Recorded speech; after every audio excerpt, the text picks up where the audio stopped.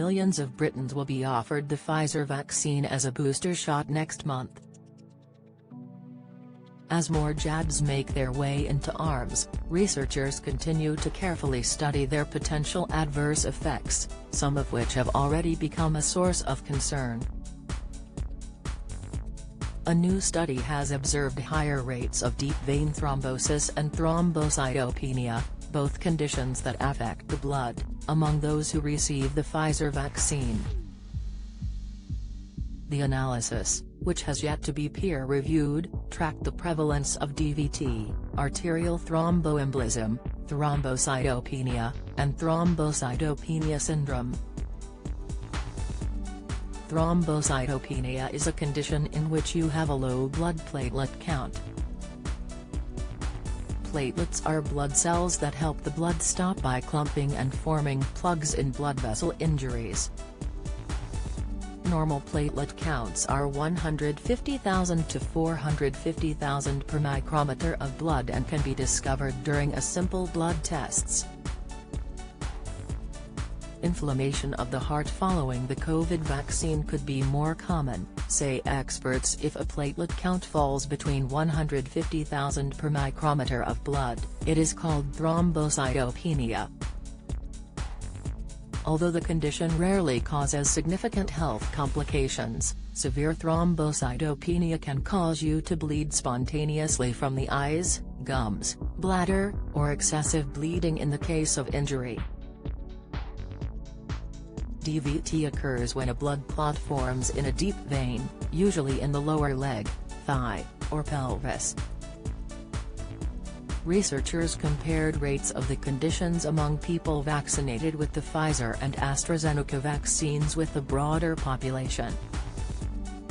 Don't miss moderate consumption of alcohol strongly linked to several cancers, including bowel cancer, advice psoriatic arthritis, 3 foods that could improve inflammation and alleviate symptoms, tips moderate consumption of alcohol strongly linked to several cancers, including bowel cancer, insight, a total of 1,372,213 people who had received 1 dose of the vaccine were included in the study, 69% of which received the Pfizer jab and 31% the AstraZeneca vaccine. Of those, 778,534 were observed after receiving a second dose of the Pfizer vaccine. Findings were compared to 222,710 people with a COVID-19 diagnosis and 4,570,149 individuals in the wider population cohort. Using primary care data from a large cohort, the study suggested there was an increased rate of thrombocytopenia observed after the first and second doses of the Pfizer vaccine. Dr. Ravi Chua, who worked in a multidisciplinary group that shaped consensus guideline for doctors to diagnose and response to suspected cases of thrombosis and thrombocytopenia, said the study showed greater risk of DVT and thrombocytopenia following the Pfizer vaccine. She told Noog, while the Pfizer vaccine seems to have developed a reputation in Australia of being the good vaccine, patients need to be made warned it also carries with it a rare risk of serious side effects. DVT and thrombocytopenia are possibility in addition to what we already know in relation to myocarditis and pericarditis risk. We should have a low threshold for investigating these patients should they present with symptoms suggesting of a deep vein thrombosis, pulmonary embolism or low platelets. The study suggested the rate of DVT increased 8-fold after diagnosis of COVID-19. Professor Paul Managle, paediatric hematologist at the Royal Children's Hospital in Melbourne, said it was unsurprising that no notable distinctions had emerged when compared to the broader population.